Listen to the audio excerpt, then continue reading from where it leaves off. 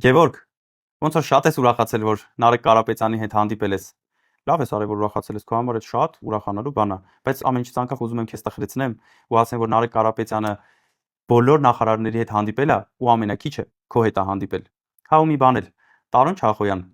քեզ էլ եմ ուզում տխրեցնեմ։ Ես Հայաստանի Հանրապետության քաղաքացի եմ։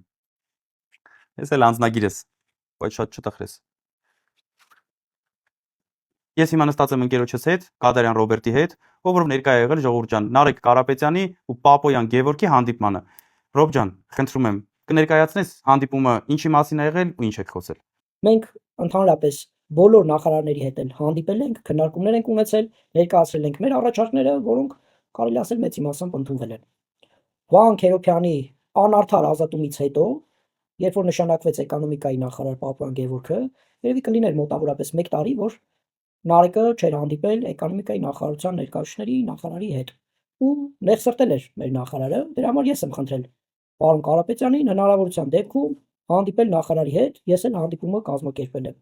Հանդիպման ժամանակ քննարկել ենք ձուլարանների աշխատանքը կարգավորող օրենսդրությունը, քանի որ էկոնոմիկայի նախարարությունը 1 տարի առաջ էր բերել արտահանման տուրքը Ավելի շուտ, մի տարի առաջ, հա։ Այո, 1 տարի շուտ սահմանեց արտահանման տուրքը, մոտավորապես 5 ձուլարան, միջին եւ մեծ կանգնել էին խնդրի առաջ։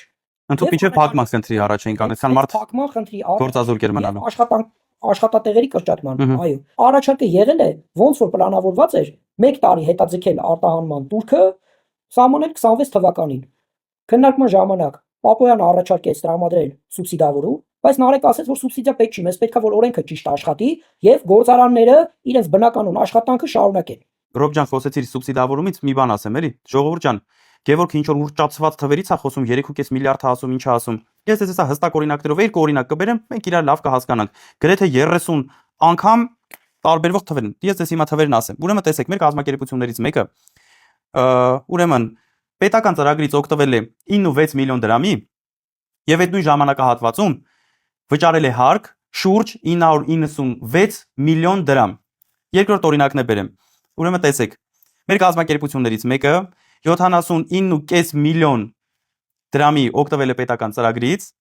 եւ այդ նույն ժամանակահատվածում 2.9 միլիարդ դրամ հարկ է վճարել։ Գևորգ, հերիքա սուտ խոսած։ Ինձ թվում է այդ պարգևավճարներից մոտդ ինչ որ ընկալման խնդիրներ են առաջացել կամ վաղուց եղել են ավելի են սրվել, չեմ կարող ասեմ, բայց բոլորը գիտեն, որ դու հայտնի սուտ խոսացող ես, բայց հերիքա սուտ խոսած։